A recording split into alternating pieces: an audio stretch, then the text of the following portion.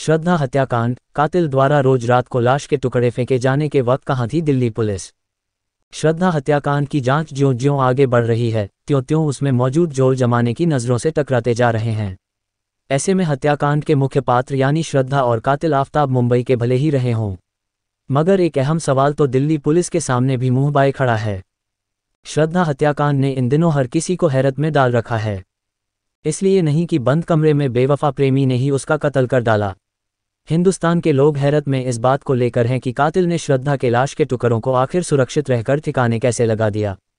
उस दिल्ली पुलिस की आंखों में धूल झोंककर जो दिल्ली पुलिस स्कॉटलैंड यार्ड की तर्ज पर पुलिसिंग करने का दम भरा करती है। मतलब दिल्ली पुलिस की कथनी और करनी के सच के बीच अगर इस तरह की गहरी खाई मौजूद न रही होती तो श्रद्धा की लाश के 35 टुकड़े शायद चील कौवों और जंगली जानवरों के मुंह में जाने से बचा लिए गए होते। श्रद्धा हत्याकांड, कातिल द्वारा रोज रात को लाश के टुकड़े फेंके जाने के वक्त कहाँ थी दिल्ली पुलिस। श्रद्धा हत्याकांड, कातिल द्वारा रोज रात को लाश के टुकड़े फेंके जाने के वक्त कहाँ थी दिल्ली पुलिस। श्रद्धा हत्याकांड की जांच ज्यों-ज्यों आगे बढ़ रही है, त्यों-त्यों उसमें मौजूद जोर जमाने की नज़रों से टकराते जा रहे हैं। ऐसे में हत्याकांड के मुख्य पात्र यानी श्रद्धा और कातिल आफताब मुंबई के भले ही रहे हों, मगर एक अहम सवाल तो दिल्ली पुलिस के सामने भी मुंह बाए खड़ा है। श्रद्धा हत्याकांड, कातिल द्वारा रोज रात को लाश के टुकड़े फेंके जाने के वक्त कहाँ थी दिल्ली पुलिस। आरोपी आफताब को छतरपुर के जंगल में ले गई दिल्ली पुलिस। श्रद्धा हत्याकांड ने इन दिनों हर किसी को हैरत में डाल रखा है। इसलिए नहीं कि बंद कमरे में बेवफा प्रेमी ने ही उसका कत्ल कर डाला। हिंदुस्तान के लोग हैरत में इस बात को लेकर हैं कि कातिल ने श्रद्धा के लाश के टुकड़ों को आखिर सुरक्षित रहकर ठिकाने कैसे लगा दिया। उस दिल्ली पुलिस की आंखों में धूल झोंककर जो दिल्ली पुलिस स्कॉटलैंड यार्ड की तर्ज पर पुलिसिंग करने का दम भरा करती है।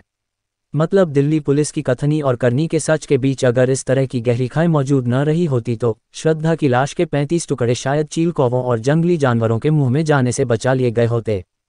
बहुत हद तक यह भी संभव था कि आरोपी दिल्ली पुलिस के हाथ उस पहले ही दांव में फंस चुका होता जब वो अपनी माशूका की लाश का पहला टुकड़ा ठिकाने लगाने के लिए महरौली की गलियों से निकला होगा।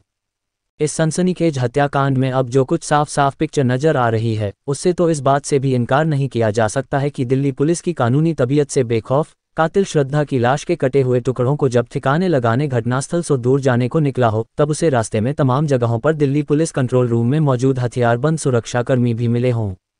कई जगह संभव है कि सड़कों पर संदिग्धों और संदिग्ध वाहनों की जांच बैरिकेड लगाकर करती हुई दिल्ली पुलिस की छोटी छोटी टुकड़ियां भी मिली हों।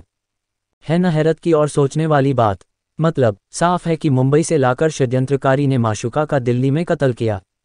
सो तो किया ही, उसकी लाश के 35 टुकड़े भी दिल्ली पुलिस की आंखों में धूल झोंककर इस तरह से ठिकाने लगा दिए कि अब मामला खुलने के बाद से दिल्ली पुलिस दिन रात श्रद्धा की लाश के उन्हीं टुकड़ों में से कुछ की तलाश में पसीना बहा रही है, जिन टुकड़ों को शायद कभी कातिल जाने अनजाने इसी दिल्ली पुलिस के सामने से लेकर सुनसान इलाके तक पहुंचा होगा ठिकाने लगाने की गरज से।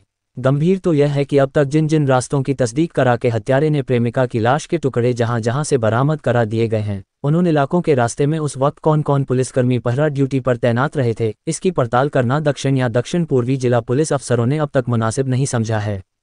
शायद यह सोचकर कि मामला कौन सा दिल्ली का है, मुजरिम और मरने वाली श्रद्धा, मतलब हत्याकांड के दोनों ही पात्र तो मुंबई के थे। वहीं की पुलिस आगे की तफ्तीश भी करेगी। कातिल काफी शातिर है तभी पुलिस की नजरों से बच सका। इस बारे में टीवी 9 भारतवर्ष ने बात की 19